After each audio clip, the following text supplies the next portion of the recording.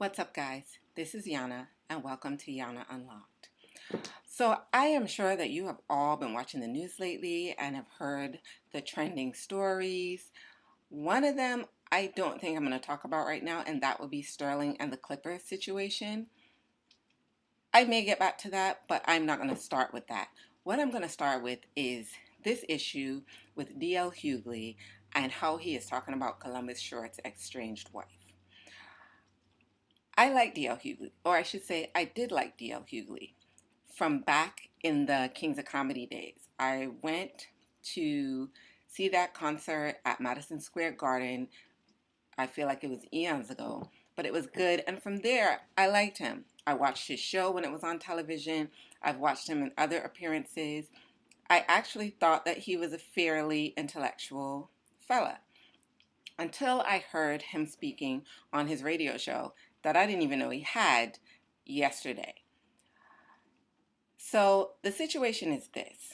Columbus Short, as all of us Scandaholics know as Harrison on Scandal, most of you may know him from Stomp the Yard, which was years ago, and I believe where he first came to fame was the Stomp the Yard movie, and for the last 3 seasons he has played Harrison on Scandal. Unfortunately, due to his real life scandals, he will no longer be playing Harrison. It's unfortunate because he was a really good character on the show, and a steady paycheck is a steady paycheck.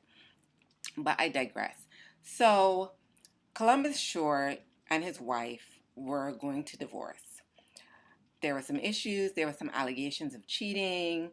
We don't know what goes on in a married couple's household, so who knows what precipitated the first talks of divorce. But weeks ago, they were going to divorce. Shortly thereafter, we heard that they were no longer going to get divorced. And I, much like I'm sure many of you, figured, well, they were just going to try and work it out, as married couples often do. But then Columbus is involved in some melee in the street with some gentleman who made some reference to his wife. It was a big brouhaha about that. Shonda Rhimes was clearly not happy. She says, "I love my scandal on TV. I don't like scandal in real life." She didn't say that, but you can imagine. Anyhow, after that, in more recent days, or probably within the last week, Columbus Short's wife once again files for divorce. The incident that precipitated this filing was that he threatened to kill her in her home with a knife with their child asleep upstairs. At least this is the story. These are the allegations. I was not there. I cannot speak to this with any certainty, but this is what is being said. TMZ broke the story after getting a hold of the police report that the young woman filed. She didn't go to the media. She wasn't talking about it. She filed for divorce, as I understand it, fairly quietly, but TMZ got a hold of the story and it hit all the blogs, it hit all the news outlets. It's now big news. D.L. Hughley then decides to tackle this topic on his radio show. And he starts off by saying, first of all, she's lying. It didn't happen. Okay, well, maybe it might have happened, but she wasn't in any danger. And okay, even if it happened, like she said it happened, the dizzy broad should have known better than to bite the hand that feeds her and mess up, their whole financial situation, and so on and so forth. I wasn't there, so I don't know what happened. However, I don't think D.L. Hughley was there either, so he doesn't know what happened. He's calling this woman a dizzy broad, a dizzy bitch, and saying how she should shut the F up and all of this because he apparently is ride or die for Columbus Short, which I find odd considering that he has a wife, he has 2 daughters, and I'm pretty sure that if it were one of his daughters, he would not want anyone maligning her character in that way. But this is the problem that we have a lot of times. With a lot of men, it's do as I say or do as I tell you, don't do as I do. You know, here's a man saying that another woman who potentially went through a traumatic situation is lying because the husband that she's talking about is a celebrity. You know, we all know some women, we all probably personally know some women who would lie on a man for a bottle of Patron. I am not saying that there are not women who lie about men. They lie about men being their children's fathers. They lie about men attacking them. They just lie. We all know women like that. And unfortunately, when a celebrity is involved, the stakes are even higher that a woman is going to try and get a man in a compromising position. My advice to the men, don't allow yourself to get in this compromising position. You don't know the woman. You're not familiar with her background, her people, who she hangs with, what she's about. I don't care if she offers you the moon. Say, nah, I'm good, because I don't know you like that. You know, this is a totally different situation. This is a situation where a married couple was involved in a domestic dispute, and because it was not caught on camera, or she wasn't all bruised and beaten like in the Rihanna and Chris Brown situation, all of a sudden she must be lying. She must be a dizzy broad. Why would she jeopardize their financial situation over this kind of incident? Well, this kind of incident could have ended up with her dead. If it went down the way she said it went down, and he ran amok and lost his mind and put a knife to her neck and threatened to kill her, it could have ended a different way. And here's this man who is married to a woman, who was born of a woman, who has 2 girl children, calling her all kinds of names when he doesn't know her. He doesn't know her story. He doesn't know her situation. But he's ride or die for Columbus. Now, I don't know if he and Columbus are friends. But even if they are, because see, my friends, my idea of friendship is, I'm going to tell you the truth. If you are being a jackass, I'm going to tell you you're being a jackass, and I would expect you to do the same for me, because that's being a friend. That's not allowing me to put myself in a position where somebody else can call me a jackass, or put myself in a position where I can jeopardize my health, my life, my relationships, my children, my job, and all of that. That's being a friend. Being a friend is not saying, well, even if he did it, she should just look the other way. Especially not when you are married to a woman who you have 2 girl children by. Because I'm pretty sure that if a man threatened to kill one of your children, you wouldn't want anybody to look the other way. So, you know, not that he's going to lose 1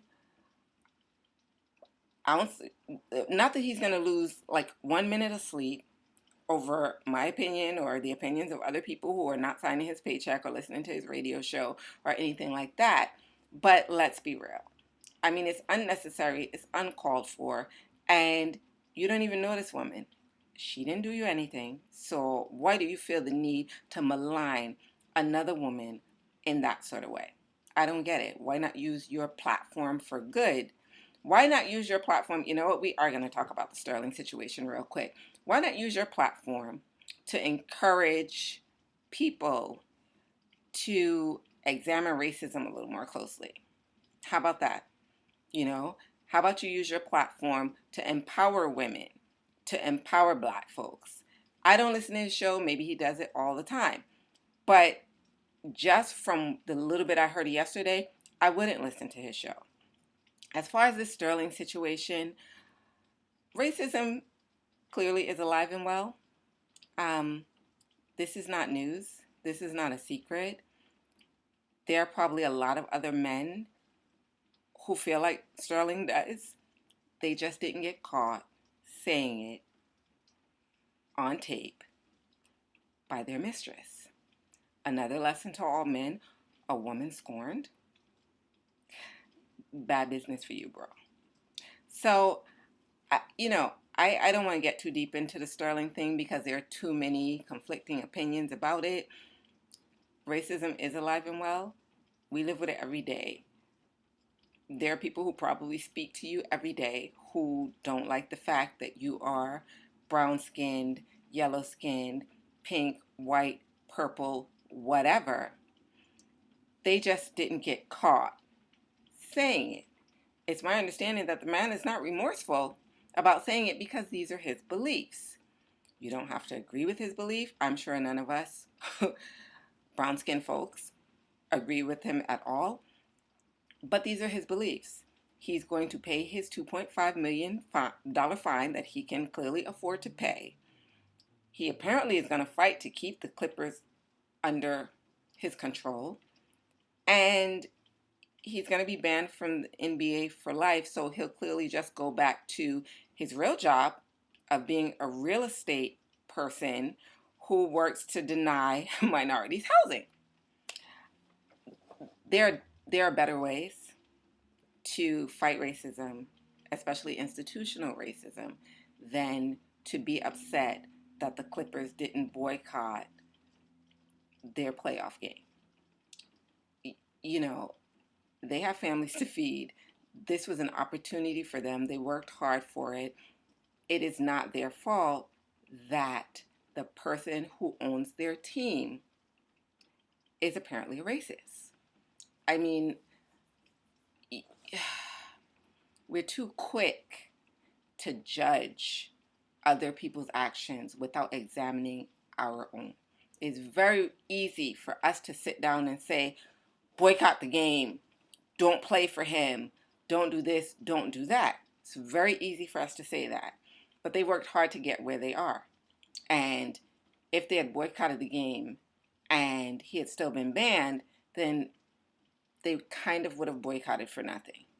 So just examine your own beliefs and your own actions before you really judge someone else. And that's all I'm really going to say about that. And if I sound a little bit like a hypocrite because I'm judging D.L. Hughley on his actions, I have pretty much examined my actions. And like I said, if it were my friend, as a matter of fact, I have a brother. If it were my brother and he threatened to kill his girlfriend, whether they had a child together or not, I would probably punch him in his throat because that's not the thing to do. And you were raised better than that. And my brother also has a girl child, and he has a sister, that would be me, and he has a mother, and that's not the thing to do. You know, handle your scandal in a different way. Handle your anger management issues, handle whatever marital problems y'all are having in a different way. So I feel that I can judge D.L. Hughley on that because he's coming off like a jackass. So that's about it for now. More rants and reason another time. Until then, I'll see you later.